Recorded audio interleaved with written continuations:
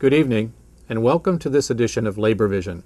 I'm Bob Delaney, Executive Director of the Institute for Labor Studies and Research. Labor Vision, a production of the Institute, focuses on topics of importance and interest to working Rhode Islanders. We hope you enjoy this evening's edition.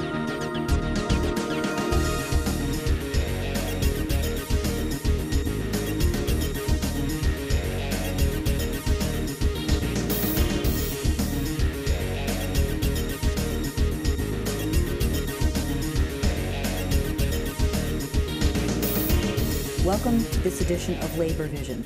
This show will focus on teacher evaluation and the collaborative work that's being done by the Rhode Island Federation of Teachers and Health Professionals and 6 local unions and their administrative partners. My name is Colleen Callahan, and I'm the Director of Professional Issues at the Rhode Island Federation of Teachers and Health Professionals, and I'm joined tonight by 3 of my colleagues who are doing work on this initiative: Mary Beth Calabro from Providence, Lynn Cristino from Pawtucket, and Katrina Pillay from Cranston. These ladies have been intimately involved in the work that the Federation of Teachers is doing with the 6 districts, and their job right now is to help teachers and administrators figure out how to gradually implement a system that is required by the State Department of Education, but I think has been supported in terms of its development pretty heavily by your 3 districts, 3 additional districts, and the State Federation. I think before we start, it's important for people to understand what it is that we're doing. And in Rhode Island, school districts across the state have been mandated by the Department of Education to implement a brand new evaluation system, something that's quite different from the evaluation systems that they've had in place up until this point, and something that's pretty challenging for the principals and the teachers and really even the district administrators who are charged with making sure that this works.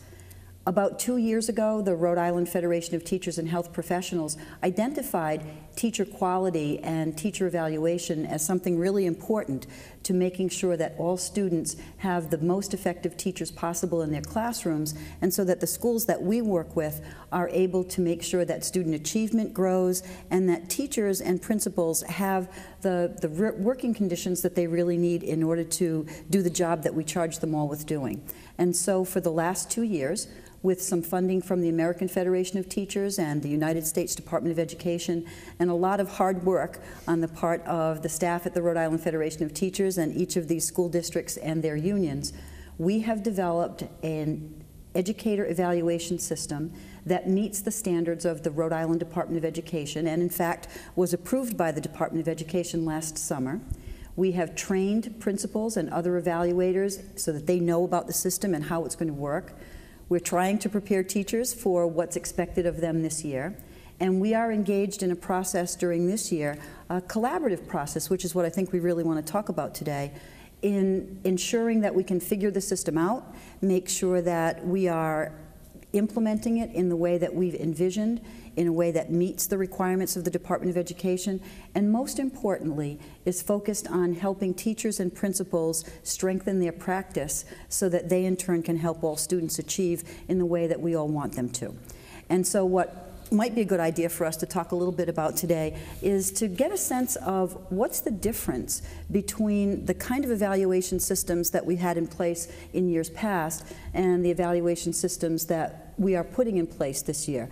I know I was a teacher in Lincoln for a very long time, and I remember those evaluations. Every once in a while, a principal would come into my classroom, spend a little bit of time, probably sat in the back of the room. I wasn't really sure what he or she was looking for during that short amount of time. And then a couple of weeks later, I might get called into the office and sign a paper that said I was satisfactory or not satisfactory. Luckily, I was satisfactory most of the time, and I felt pretty good about that. But I didn't really know much else about what I did well or what I needed to work on. And so when I look at the system that we're developing, that's a big difference for me. When I look at what we're asking of teachers and what we're asking of principals, it looks like we're asking them to be more specific about what we think effectiveness looks like and what you're doing well and what areas you might want to improve on. So when I think about the changes, I'm hopeful that the system we're putting in place is going to give teachers like me a lot more information about what I can do to strengthen the work I do every day. We've got 3 different systems here, and I'm wondering if you could tell me just what do you think the difference is between what you've had in place before and what we're proposing through this new system? I think one of the biggest differences is the collaboration between management or administration and teachers in the union, and the fact that we've worked together collaboratively to come up with a model that ensures teacher quality but also protects and maintains the integrity of what teachers do every day. Interesting. What about you, Lynn? What do you think? I think the difference is now we're looking at evidence, and this is so much more objective because we've really trained all of our administrators, all of our evaluators to really look at the evidence, and not only look at that evidence and make it a rating or a decision, but to share that evidence between the evaluator and the evaluatee. So there's that professional conversation going on so that everything is out on the table and we're all looking at the same thing and able to make objective decisions based on that evidence. So if you were thinking about what I went through when I was in school and I wasn't really sure what my principal was looking for, do you think that it's the case now that principals are getting a little bit more support around what it is they should be looking for in the classroom? Absolutely. The training that we're doing with the innovation model is making sure that, first of all evaluators are on the same page. We all know when we're looking at these rubrics, we're looking at these descriptors, we know what does that look like in the classroom. We're learning how to collect evidence so that the evidence that we're collecting is objective and is explaining why or why not, where do we have to go, and we're able to see by looking at that where do we need to grow, where's that opportunity for growth and development. That's really interesting. I think that's a very important part of what we were trying to build when we put the system together, and why I think it's important that we've had administrators working with the teachers union in designing the system. You know, lots of times you might hear from a teacher who said, well, somebody's coming into my classroom and they're not really, they don't really know what it is that I do every day. Mm-hmm. But working with the administrators has helped me to understand that they too felt that they didn't really get a lot of training and support, or back when they trained to be administrators, they didn't really get a lot of information about what to look for when they were evaluating a teacher. So one difference then is obviously this specificity around what we're looking for and ways in which to collect the evidence. Right. Okay. What do you think, Katrina? How about you? What's the difference? Well, to build on all of the things that we've said to this point, not only do we have that specificity in looking at the evidence, that evidence, as Lynn alluded to, points in a direction for growth. And it's seen by both the principal and by the teacher. They can have that professional conversation. It's not simply a tool that looks at the level of effectiveness for a teacher, but it also looks at the areas of growth for a teacher, where they're strong and where they could move forward in their practice. And it's very clear in the elements and the indicators that are in the rubric where they can go and how they can move to the next level. That was probably the first thing, if you remember, when we started this work, that we wanted to ensure the system would adhere to. The American Federation of Teachers has been doing a lot of work over the last number of years around teacher evaluation, and in fact I think on an earlier show that we had here on Labor Vision, Frank Flynn from the Federation of Teachers and I talked about this very aspect. There's a lot of there's a belief out there, if you will, that teacher unions are just about protecting incompetent teachers, and I see you all shaking your head, and I know that Mary Beth, you're the vice president of the Providence Teachers Union, and we really wanted to do away with that myth. And one of the things I think, Katrina, that you pointed out is this idea of growth. And the AFT has a position statement on teacher evaluation. We have really followed that in terms of what we were trying to do with the design of this system, and it was to focus on growth. So it's been real important that we work with administrators and with teacher union folks to figure out how do we do that. So this all sounds great. It sounds like we've developed a system. It's different from the system that we had in the past. It is collaborative. It relies on real specific information and training for the evaluators, and it's focused on professional growth. So that sounds like everybody must be really happy with this system. And so my next question for you really would be, I'm guessing that there are some glitches out there. There are some things that people are worried about. And what are you finding? You three are working every day in your districts with both administrators and with teachers in trying to help them understand and get started on implementing this system. And based on what we all believe, because we were involved in the development, we know what our intention is. I'm hearing that there's some concerns out there, that people are a little bit worried about the system. What are you hearing, Mary Beth? I think that one of the biggest concerns that people are having is that now evaluation is going to be linked to your certification, and it's going to be a direct link. Therefore, that kind of brings up the level of anxiety and anxiousness about the process to a whole different level that we have never experienced before, because this will be, in fact, based on whether or not you can maintain your certificate or not. And that's a life changer for people. Mm-hmm. So while we're saying that we want this to be focused on growth, you're hearing that people are still skeptical maybe, or they're still concerned about whether it's going to be used really to help them grow, or it's going to be used to do something that they see as more punitive? Well, I know that the basis for us to do this was to work on professional development and growth for teachers. And then when the Board of Regents took a vote a couple of weeks ago, last week, if you will, about directly tying certification to your evaluation, that definitely changed the minds or flipped the switches of a lot of teachers. And we're like, wait a minute, you know, evaluation is one thing, but evaluation directly linked to my certification, when the evaluation, parts of the evaluation process are, you know, based on things that I have no control over in my classroom environment, that scares me, and that scares teachers. So to take just a minute to follow up on that, because I think it's really important for people to understand that there are pieces of this evaluation system that feel familiar, and so we gather evidence. You talked about evidence. It's different from the classroom visitation that I talked about, but we would still recognize that there's a piece of this evaluation system that is based on what the evaluator sees, what the evidence the evaluator collects from visiting a classroom, right? Absolutely. And that the teacher is able to understand what's expected and work on his or her practice to demonstrate competency in those expectations. So you think people are comfortable with that part of it? I think they are. Okay. I think that most teachers are ready to show what they know and ready to showcase the fact that they are effective or highly effective. Good. And so then there's this other piece that is talking about the teacher's impact on student learning.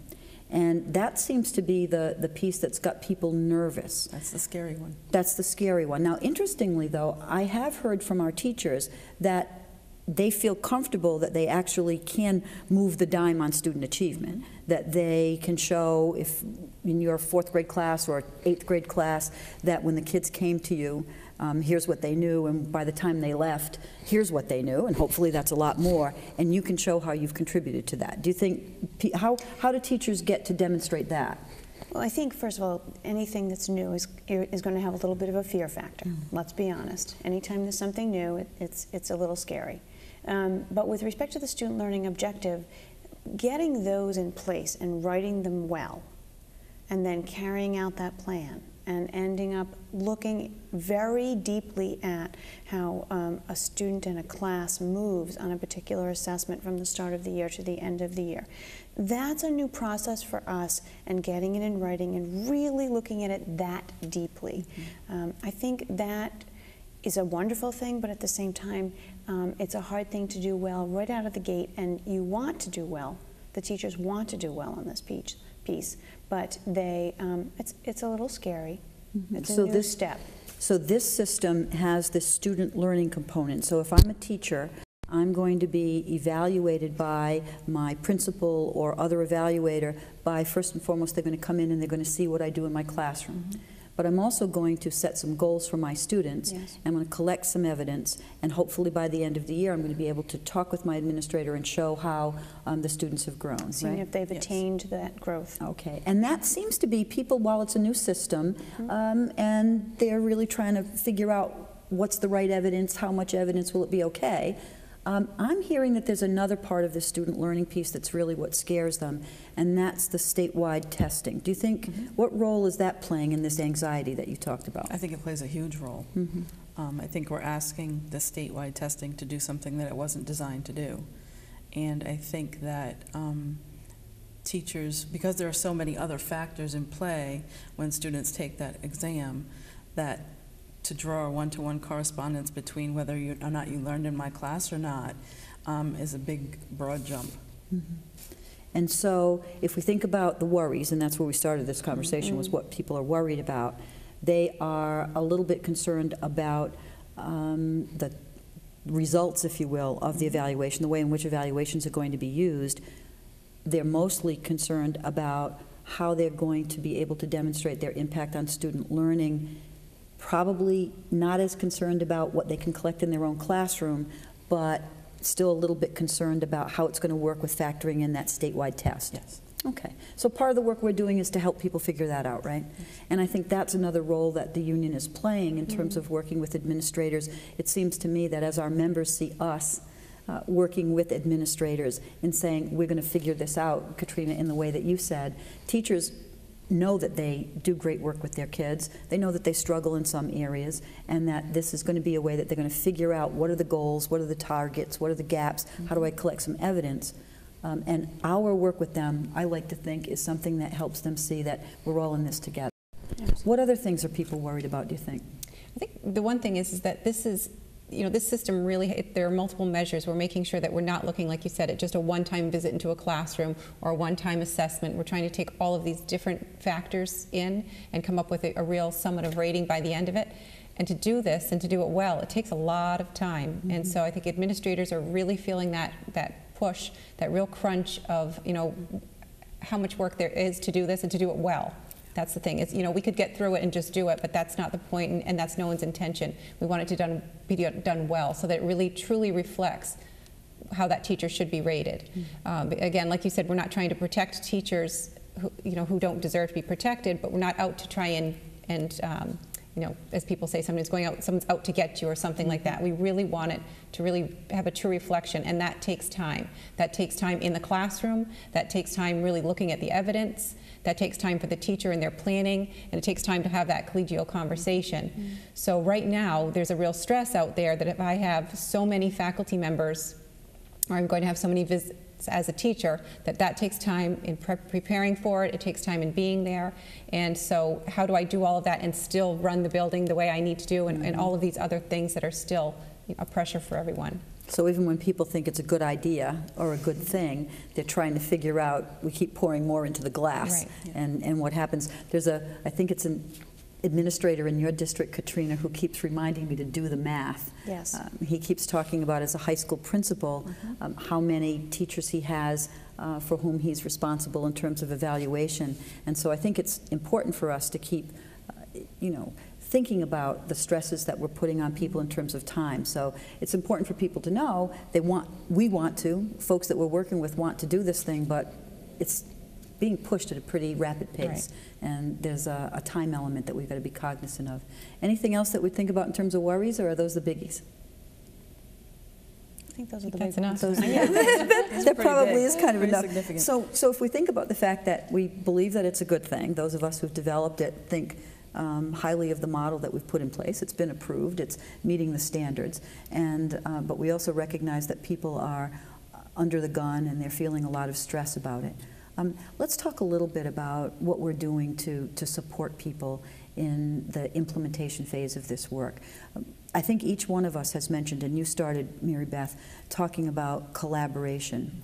And I'm wondering if we could just spend a minute talking about collaboration and whether or not that's doing anything at all to either ease the stress or move us forward. And you have an interesting perspective as a union vice president in Providence. And talk a little bit about collaboration from your point of view. There are people who are surprised that the union's involved in this work. They are surprised. And we've had a kind of tumultuous 2 years in Providence. We've had a lot of shifting of staff, and we've had a lot of shifting of administrators, and so to still maintain the thread for teacher evaluation and its importance, and the fact that our collaboration is important, really speaks to the work that you helped us do, and with my president, Steve Smith, who brought us together and really, really focused on how important this was to get this done and to get it done the right way. still remember the first conversation I had in Providence about getting Providence involved in this work. And we had, at the State Federation, committed to making sure that any of the districts that engaged in the work with us had the support of both the superintendent and the union president.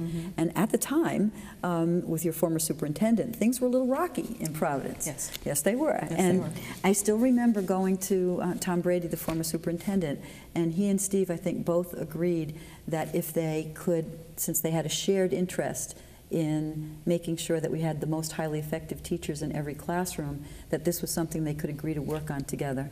It was interesting to see that play out. It was an interesting dynamic, because they went from the, you know, I liken them to a old married couple who are like sitting on their recliners, not speaking to each other, but they were in the same room.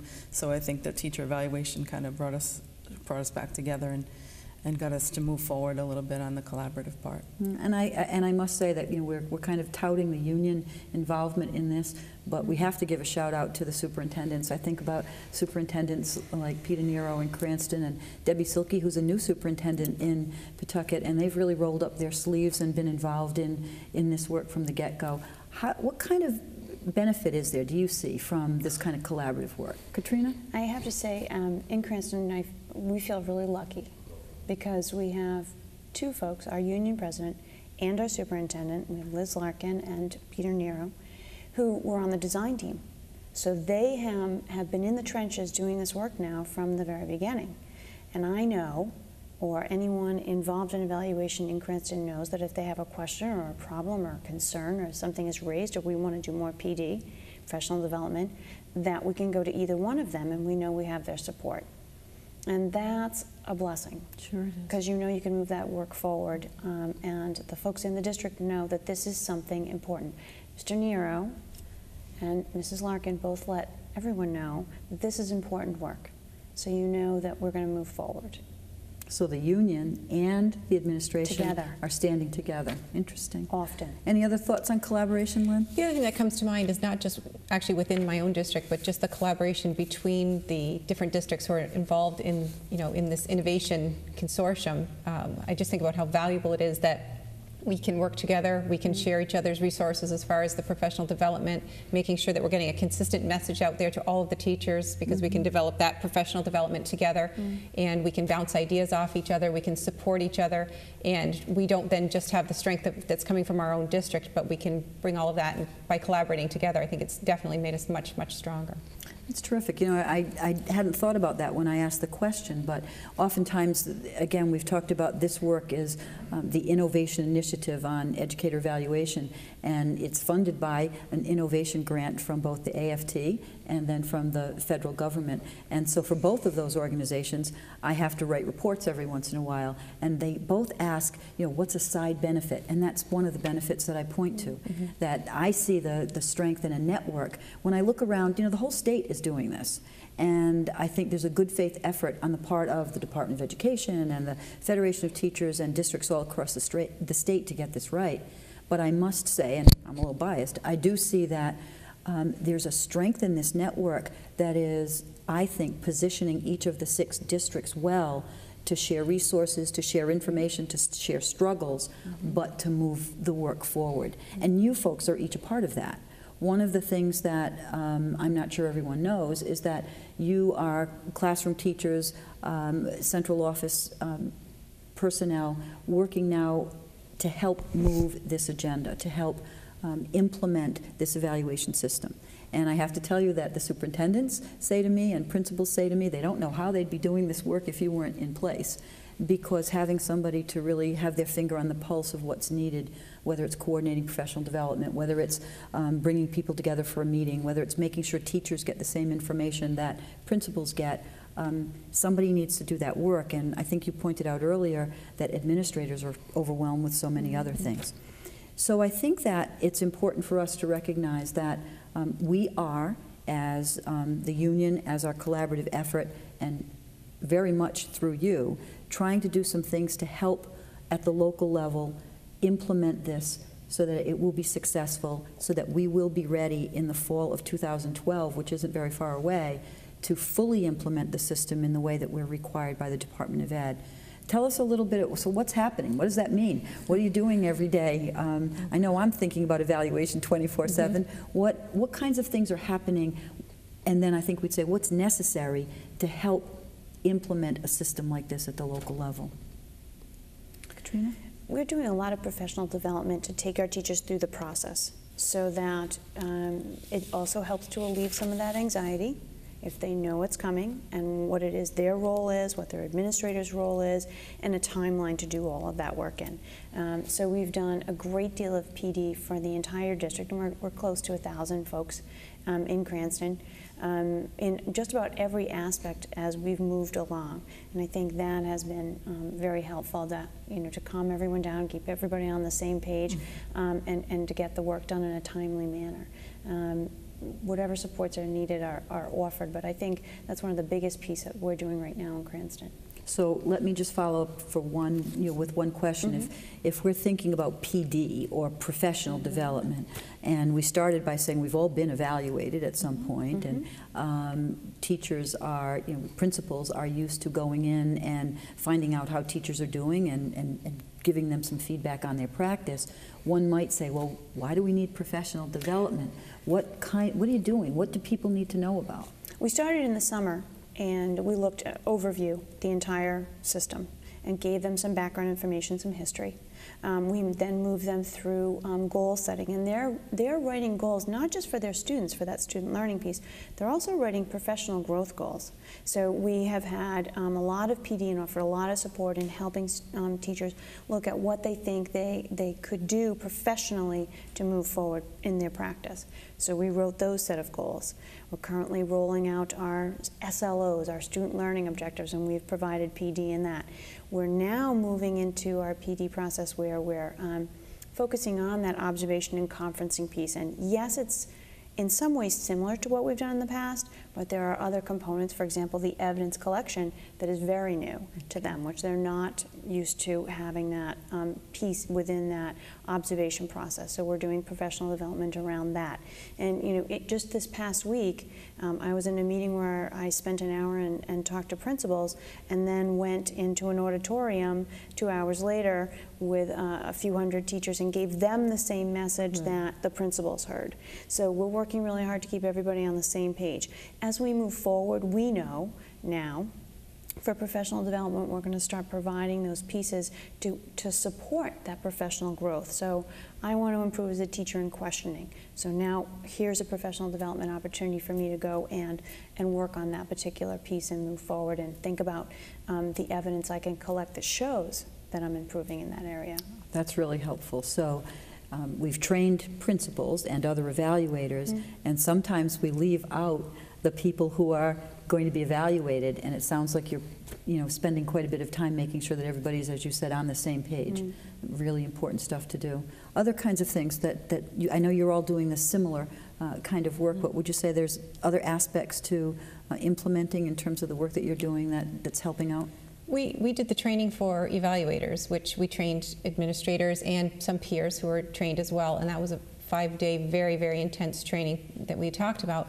And what we found after is we need to make sure people were trained at different times in different groups, different cadres, and there's always that idea of a different message that went out, or just some clarification, or someone who was trained several months before someone else. So what we've done now in district is we've brought all of those people back together to make sure we're all on the same page, and we're spending time right now going out as groups to make sure, and observing teachers who were volunteering to be observed first, and going through the whole process from start to finish and making sure that we're all on the same page as well. And we're really looking at that evidence now that we're in the classrooms. We're sharing it with the teacher. We want everyone to see that this is what the training, where we are at this point, and making sure that everybody is, like you said, on the same page, which has been really valuable.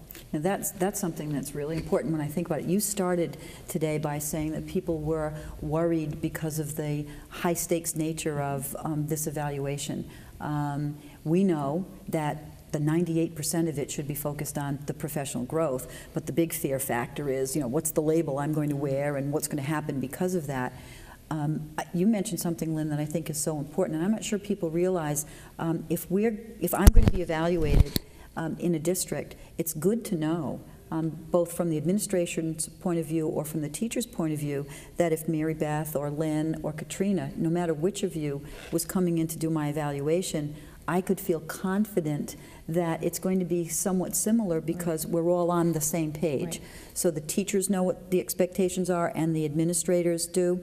Really important that you're spending time like that with the principals. Right. The other thing that we're working on in Pawtucket is developing an electronic system, trying to make this as feasible as possible. We're not taking away that professional conversation, but we're saying if there are things that we can do electronically to save time or to help communication, to make things easier for people to do, because we know this doesn't just happen during the day. They can access it at home or wherever they are. So that's something that we're working on, is bringing in a system to make sure that everyone has, equal access to all of the forms they need, professional development that they need, everything. So that's a challenge, something we're trying to do to try and address that concern of how can I do all of this in the day. Yeah, it would be an enormous stack of paper if we weren't thinking about some kind of an electronic system. Yeah. The good news, I think, is that the Department of Education, the Innovation Initiative, and even the AFT is trying to figure out, what systems are there in place, what Right. apps Right. might we have, what electronic management systems. But to think that at the local level you're getting a jump on that is really, really a good Right. thing. And of course, developing all things that are speaking to each other. I know when we talk with the AFT and Microsoft and what we're designing, we want to make sure that all of these systems are talking. We don't want to make more work or make separate silos of information. We want to make sure that they can all speak to each other and all be shared, so that we all have the same information. That's terrific. Can you add anything to that about what you're doing every day? I'm not sure. No, I can. We're actually engaging in principal labs where we meet as they meet as a cadre of principals, and they're assigned to different schools where they go out as a team and they do a practice, if you will, practice evaluation.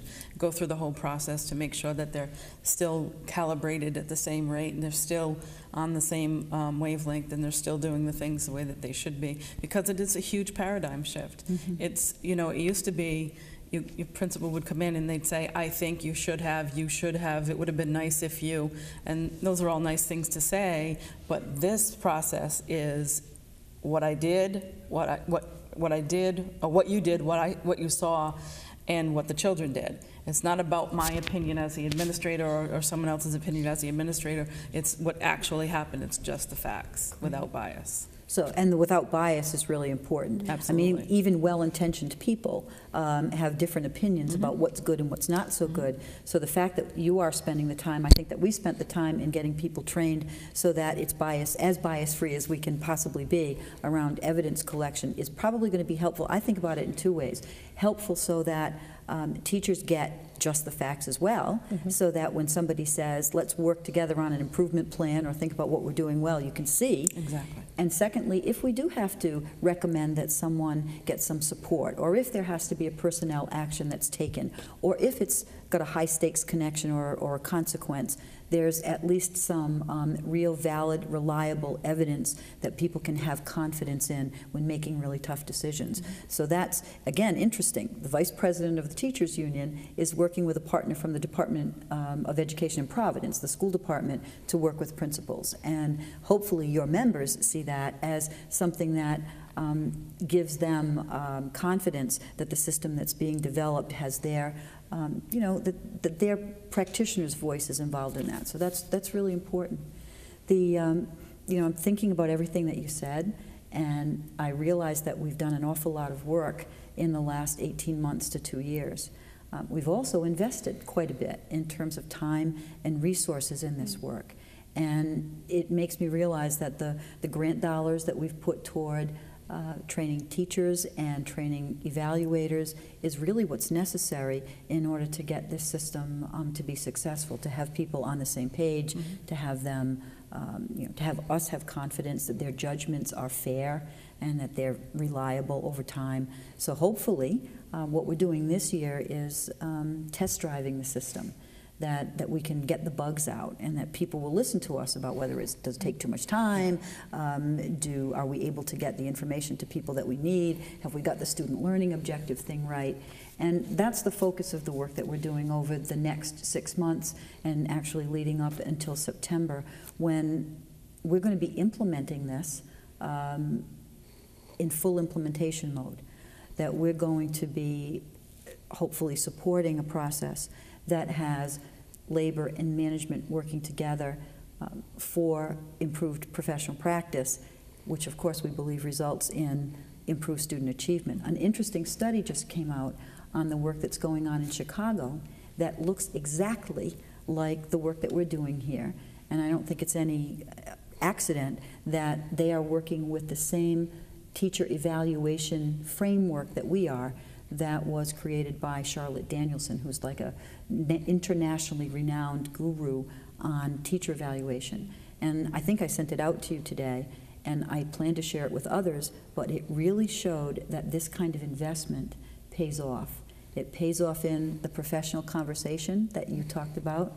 It pays off in increased professional practice on the part of principals as well as teachers, and they really have some evidence to show that folks who are effective or highly effective based on the kind of program that you guys have talked about, that translates into increased student achievement.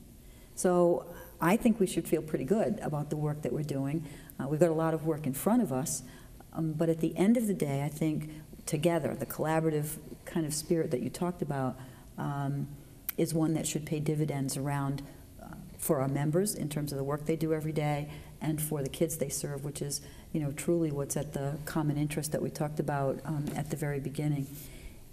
As we move forward, there are lots of people who are thinking about, how is this really going to work? Can this really be successful?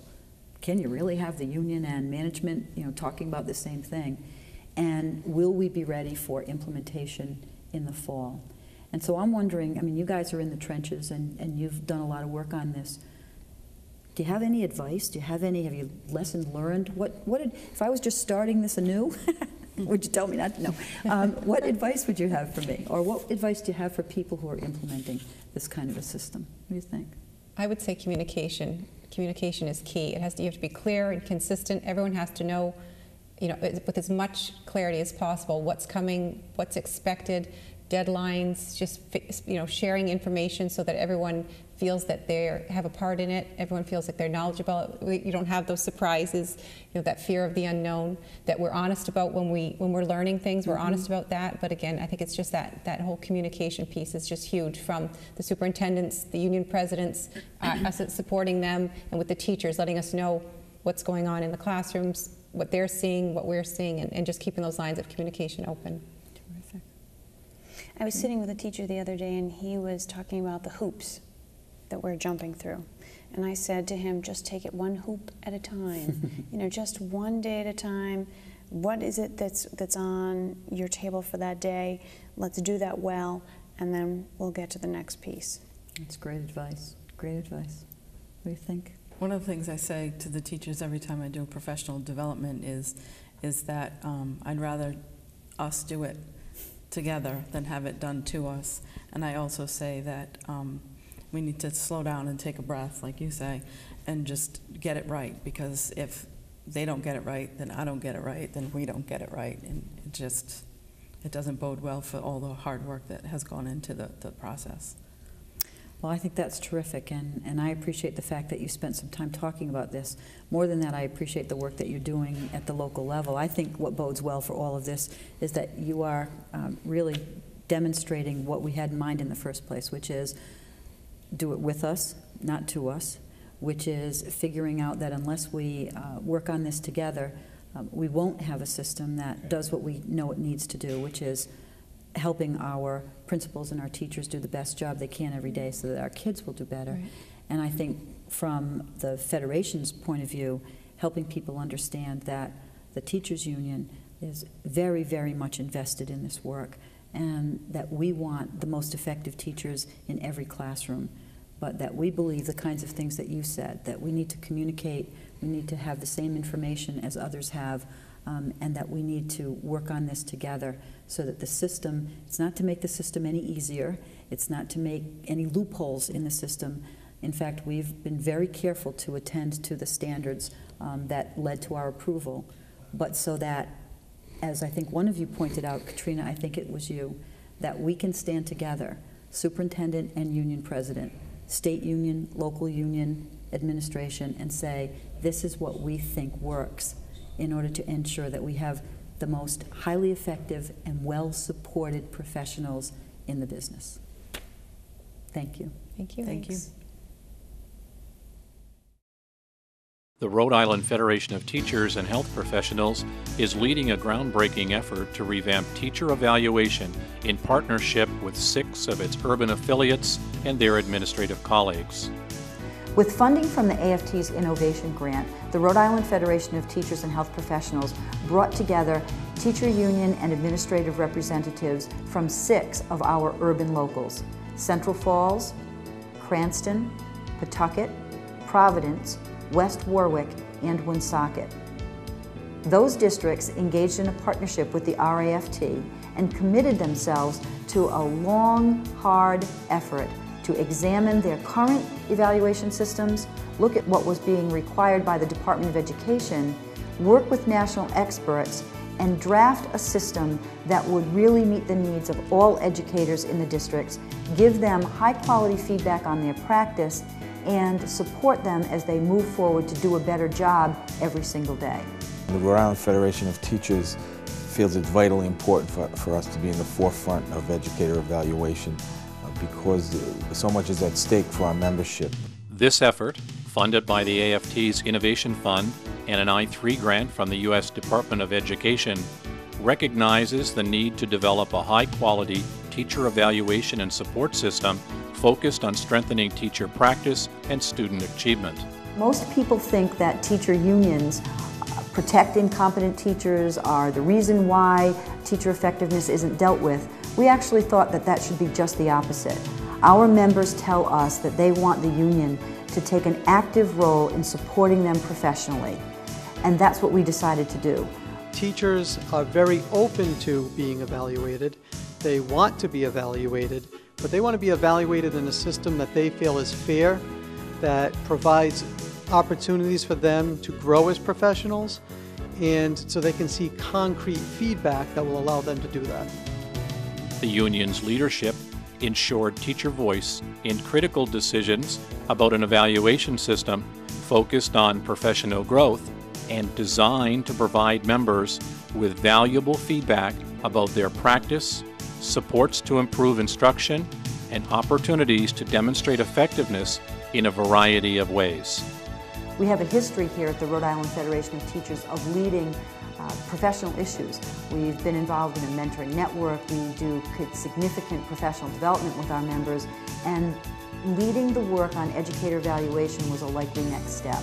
It's vitally important for us to be in the forefront of this because it is our profession. Well, I think it's extremely important for the union to be involved in this so that we are all on the same page. Being a central administrator, I've been very encouraged to see members of the union, our Woonsocket Teachers Guild, and our principals and our teachers working together to put this model together. We feel it's very important to establish that type of collaboration with the administration because there won't be the successful buy-in from either of the parties unless they feel that they've had a legitimate role. The Rhode Island Innovation Consortium decided from the very beginning that the model it was developing would be focused on professional growth and based on multiple measures of educator effectiveness. We've seen over the course of the year that superintendents and union presidents have rolled up their sleeves and gotten involved with our experts and with folks from the Department of Education, people from our office at the Rhode Island Federation of Teachers and Health Professionals, colleagues from the AFT, and others to design the system that will best meet the needs of our teachers, administrators, and students.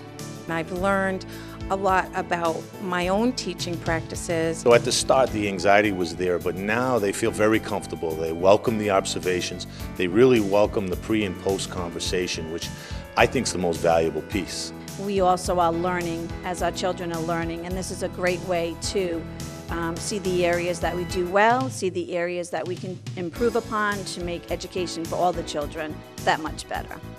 We've learned a lot from the pilot that we've engaged in over the last 3 months. This is a rigorous system. It's not a drive-by, and it's not a gotcha.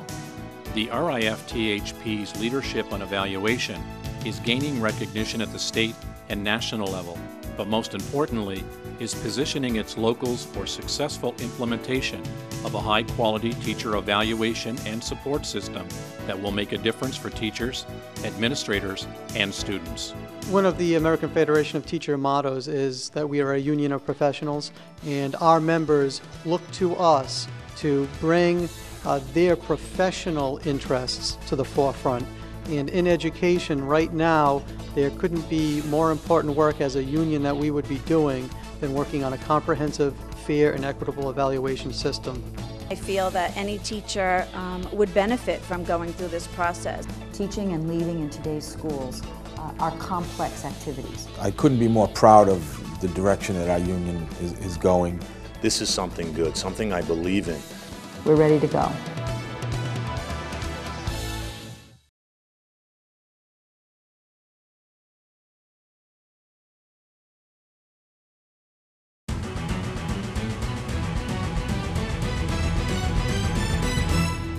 For nearly 30 years, the Institute for Labor Studies and Research has been growing unions and building futures. Since it first opened its doors on 15 Jefferson Street near the State House, the Institute has offered education and training programs to more than 125,000 working Rhode Islanders. In a rapidly changing economy, employers need a workforce that's able to adapt to change. The Institute is committed to offering programs that provide our students with the skills to meet the demands of this new economy. Our programs range from Worksite English as a second language and GED classes, Worksite Spanish, targeted to more than 22 specific industries and professions, customized computer training, ranging from beginner to advanced, national certification preparation classes in water distribution, and a host of other offerings designed to make program participants more effective at their jobs. We were one of the first in Rhode Island, probably over 22 years or thereabouts. We had a number of nursing homes that it really made a difference in the lives of the workers in places where Spanish-speaking and Portuguese-speaking workers were able to pick up English as a second language. Becoming proficient in English is going to help them progress in the union, in life in general. It was the institute that we turned to teach our teachers how to speak conversational Spanish so that our teachers could communicate with the parents of our children. 3 decades has been working hand over fist to try and bring education and knowledge to ordinary working people, regardless of where they work. To be able to do it at work takes a great burden off people, and the Institute provided the classes, provided wonderful teachers that understood where people were coming from. Absolutely incredible the way she worked with the students. And she geared the whole curriculum around health and safety. Not only general health and safety, but she also took part of my curriculum that they need to have. We have to have 144 hours a year, and she utilized that and made it part of her curriculum. Most recently, we have announced our partnership with the National Labor College in Silver Spring, Maryland, and the establishment here at the Institute of the Edward J. McElroy Satellite of the National Labor College to service members of organized labor throughout New England.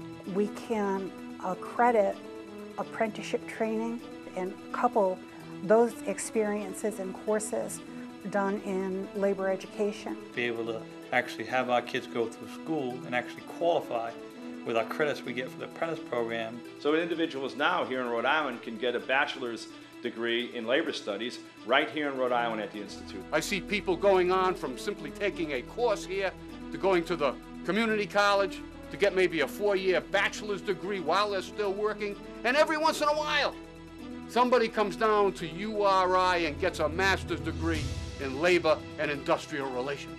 That's what the labor movement's about, moving people up and forward. The Institute has always considered education of union stewards and labor leaders to be one of its primary functions, and as such has created an extensive list of course offerings such as basic and advanced steward training, labor relations and employment law, lobbying and political action, effective communication, negotiations and grievance training, and workplace health and safety.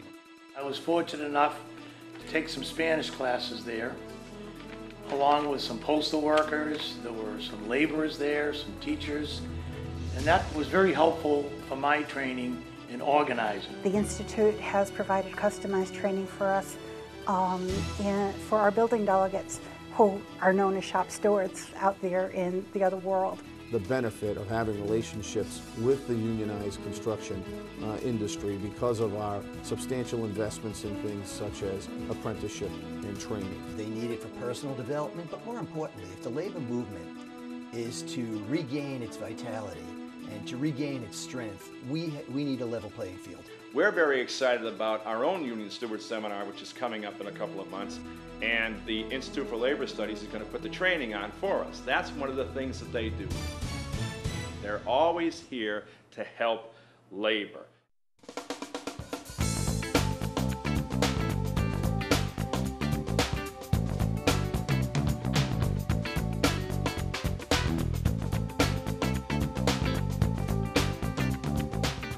Our Leadership for a Future program provides a leadership training environment for emerging and established leaders from community groups, labor unions, and religious community.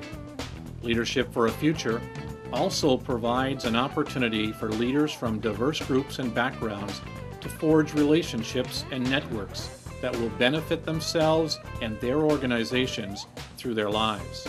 What initially attracted me to the program was some of our leaders with the laborers. They had discussions with people at the Rhode Island AFL-CIO, and it was impressed upon me that this was a very important program, a new program that had a lot to offer, which happened to be the case. When you look at Leadership for a Future, I mean, that says it all right there, is that, you know, in Rhode Island, we need leaders to step up to make us stronger in the future, and I wanted to learn how to be a part of that. The leaders of the labor movement in Rhode Island are going to come from individuals who take courses in leadership and development here at the Institute. If you want to learn from a group of faculty who will help you do the best you can and build all the skills you need to be a really effective community advocate, Leadership for a Future is the program for you. The Institute for Labor Studies and Research has produced Labor Vision continuously since 1986. It is the only television show dedicated exclusively to covering issues that concern Rhode Islanders and their families. In addition to the regular coverage of a range of topics, Labor Vision each month chooses a current issue to explore in depth. Labor Vision interviews people on the street, on the job, and at conferences and meetings about the issues that matter to them. Each month, experts and community leaders come together to form a panel to discuss a timely issue. In that program, we have interviews with people who are newsmakers in the labor community, maybe people who are sympathetic to ordinary working people, even if they're not in a union. We present rallies and demonstrations, discussions of important points of order. And we're very grateful to have that opportunity to be able to reach out and let the world know what we think is important for their children and what's important for education. It's our thing. It talks about us. It speaks truth to power. We're the stars in the TV shows that come on Labor Vision. And it talks about all the good work that the Institute cares about and the labor movement cares about.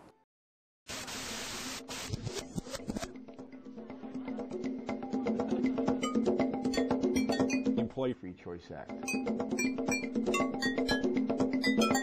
Everybody's standard of living improves. Where people are actually compensated. People can earn enough.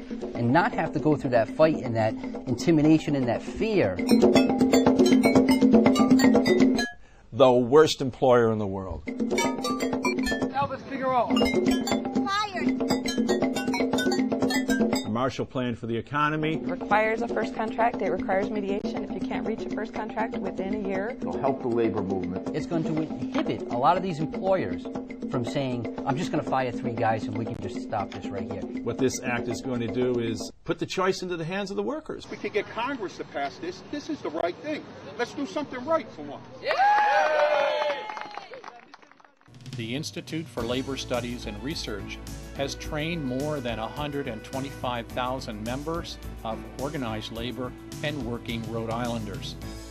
We're very proud of that accomplishment, and we look to 125,000 more in the next 30 years. Together, we'll build something that people 30 years from now will look back on and pay honor to as well. It is very important that the Institute continue to thrive and to grow. By building up the labor movement through these instrumentalities, we've been able to build these people into better citizens.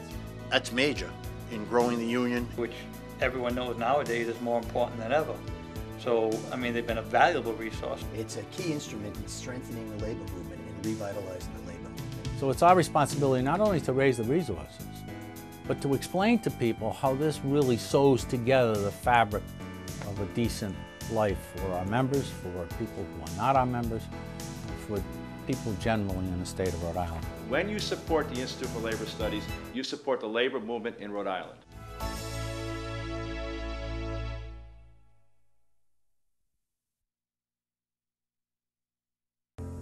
Thank you for joining us for this evening's edition of Labor Vision. We appreciate your input and encourage your comments. Labor Vision can be seen 3 times each week here on Channel 14. Join us on Tuesdays at 7 p.m., Thursdays at 8 p.m., and Saturdays at 5 p.m.